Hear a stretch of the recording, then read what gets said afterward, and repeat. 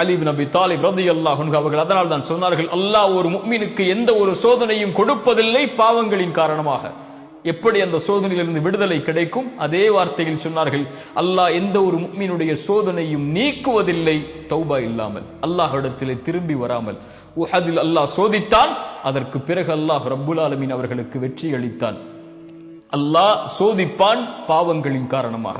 பாவங்கள் தான் சோதிப்பதற்கு மிகப்பெரிய அடித்தளமாக இருக்கும். அல்லாஹ் குர்ஆனிலே சொல்கிறான், வமன் நஅரத அன் ذிக்ரி ஃபஇன்ன லஹு மஈஷத்தன் தன்கா. யார் அல்லாஹ்வின் நினைவை விட்டு தூரமாகி வாழ்கிறார்களோ அவர்களுக்கு அல்லாஹ் நெருக்கடியான வாழ்க்கையை கொடுப்பான். லா இலாஹ இல்லல்லாஹ்வை கூறியும் நெருக்கடி இருந்தால், லா இலாஹ இல்லல்லாஹ்வை கூறியும் உங்களுடைய வாழ்வு விசாலமாக இல்லை என்றால், சோதனைகளால், பிரச்சனைகளால், செல்வத்தால், குடும்பத்தால், உறவுகளால் என எல்லா புறமும் இருளால் சூழப்பட்டு நெருக்கடிகள் இருந்தால், அல்லாஹ்வின் நினைவை விட்டு தூரமாகி வாழ்கிறீர்களா என்று நினைத்து பாருங்கள். தொழுகையில் உங்களுடைய நிலைப்பாடு என்ன? அல்லாஹ்வை அஞ்சுவதில் உங்களுடைய நிலைப்பாடுகள் என்ன? பாவங்களை விட்டு விலகுவதில் உங்களுடைய நிலைப்பாடுகள் என்ன?